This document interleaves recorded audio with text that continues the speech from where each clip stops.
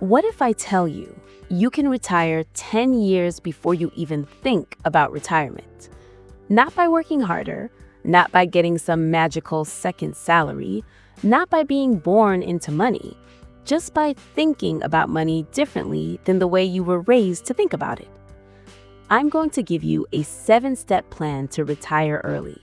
And I promise, by step 3, you're going to look back at how you've been spending your money and feel genuinely uncomfortable in a good way, in a wake-up call kind of way.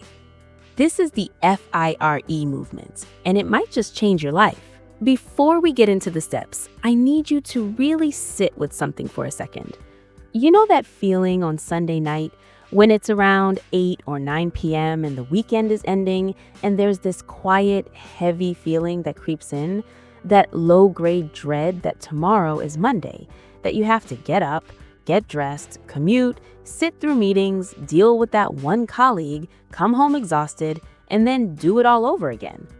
Most people feel that, and most people just accept it. They call it adulting. That feeling, that is your gut telling you something important. It's telling you that time is your most valuable asset, not money, not your job title. Time.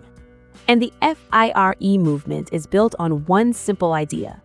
What if you could buy your time back, completely, permanently, before you're 65? Let me show you how. Step 1. Understand what you're actually working towards. Most people don't have a retirement plan.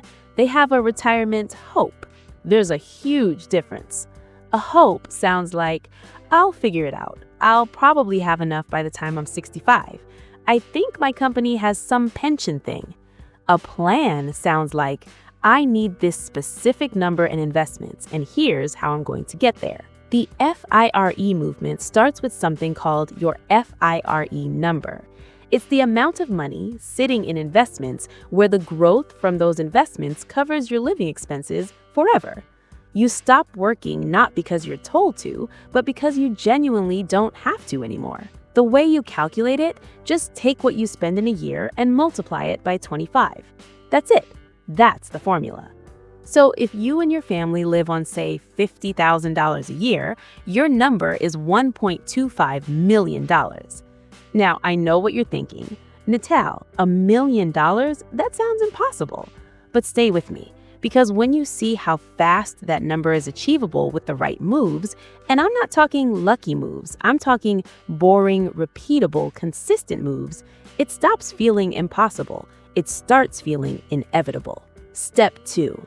Realize your savings rate is the whole game. Here's what most people don't realize, and I mean this genuinely, because nobody teaches this in school. It's not about how much you earn, it's about how much of what you earn you actually keep. Think about someone you might know, maybe a relative, maybe an old classmate, who earns really good money, like a solid salary, new car, nice apartment, dinners out every weekend, and yet somehow they're always kind of stressed about money, always saying they need a raise, never seem to actually be ahead. That's not a coincidence, that's a pattern. It's called lifestyle inflation, and it means that no matter how much more you earn, you spend just a little bit more to match it, and the savings rate stays the same. On the other hand, there are people earning ordinary incomes who are quietly building serious wealth, and the only difference is that they decided to widen the gap between what they earn and what they spend and invest everything in that gap. Look, I'm not going to tell you to save 70% of your income starting tomorrow. That's not realistic. But here's the honest truth. The higher your savings rate, the sooner you're free. It's a direct, undeniable relationship. Even moving from 5% to saving 25% of your income can shave over a decade off your working life. A decade. Gone. Just by being more intentional. Step 3. Stop bleeding money in the 3 places that hurt most. Okay, this step is where I need to be honest with you, and maybe a little blunt, because this is the step people skip, and it's the reason most people who want to do FIRE never actually start. People think saving money means giving up small things. Skip the coffee, stop ordering takeout, no more Netflix. No, that's not the move. Small cuts don't change trajectories. Big cuts do. There are 3 areas in almost every person's budget that are quietly taking the most: housing, transportation, food. Let me make this real for you. Imagine 2 neighbors, same street, same income. Neighbor A upgraded their apartment when they got a promotion. New area, nicer building, $300 more a month. Got a car on finance because it's a reasonable monthly payment. Orders food delivery 4 or 5 times a week because after a long day, who has the energy to cook? Neighbor B didn't move, kept the same car from 3 years ago, cooks most nights, not because they love cooking, but because they know what cooking builds. 10 years later, neighbor A is still talking about getting their finances together. Neighbor B has a portfolio that's doing a lot of the heavy lifting for them. Now, you might be thinking, Natal, I'm not going to live like a monk just to retire early. And I completely agree with you. This isn't about living miserably. It's about being intentional with your biggest expenses so you can be completely free with the rest. There's a difference between cutting and choosing. Step 4. Start making your money work while you sleep. This is where it gets really interesting. When most people get paid, here's what happens. Money comes in, bills go out. Whatever's left, they spend. Maybe a little goes into savings, and every month, the cycle repeats. But here's what wealthy people and FIRE practitioners understand that most people don't. Money can earn money. Your investments can work a full shift while you're asleep, while you're at a birthday party, while you're watching this video. It sounds obvious when you say it, but the feeling of it, most people have never experienced it. And until you do, until you see your investment account grow by an amount bigger than what your side hustle earned that month, you don't fully believe it. The FIRE movement is built on investing in low-cost index funds, basically owning a tiny piece of hundreds or thousands of companies at once. No stock picking, no gambling, just consistently, quietly, and patiently putting money in and letting compounding do something that almost feels like cheating. Here's a relatable way to think about it. You know how a snowball rolling down a hill starts small and slow, and then suddenly it's huge and unstoppable? That's compound interest. The early years feel frustrating because the snowball is tiny and the hill is long, but the people who quit never see the bottom of the hill. The people who stay, they build something that takes care of them. Step 5. Pick the version of FIRE that fits your actual life. One of the biggest misconceptions about the FIRE movement is that it's all or nothing, that you have to want to live in a tiny house, grow your own food, and never take a vacation again. That's just not true.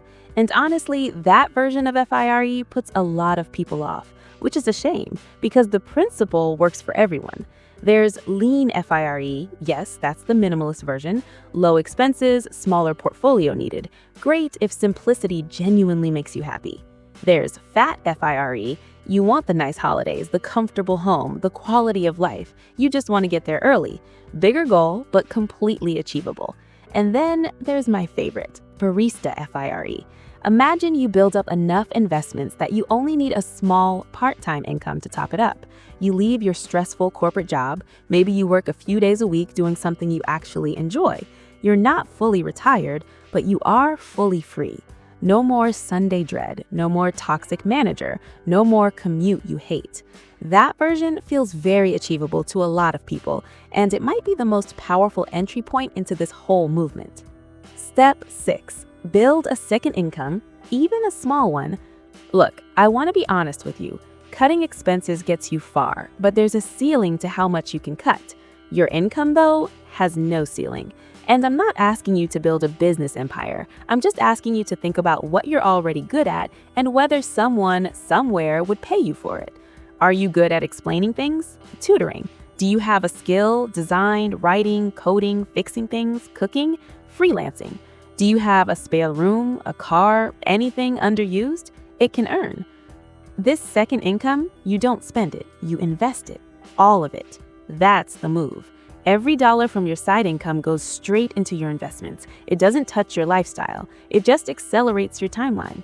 Even an extra few $100s a month invested consistently can move your retirement date years forward. Step 7. Protect yourself from your future self. This last step is the one nobody talks about, and I think it might be the most important one. The biggest threat to your FIRE plan isn't the stock market, isn't your income, isn't inflation. It's you. Future you, specifically. Because future you is going to get a promotion and feel like you deserve a nicer car. Future you is going to watch your friends move into bigger houses and feel the pull. Future you is going to have a terrible week at work and feel like a weekend trip charged to the credit card is the only solution. This is called hedonic adaptation. Our brains are wired to normalize whatever level of comfort we're at and then want more. It's not a personal flaw, it's human nature, but it is the silent killer of financial independence. The FIRE community has an almost protective rule around this. Your lifestyle doesn't rise with your income, not until you're free.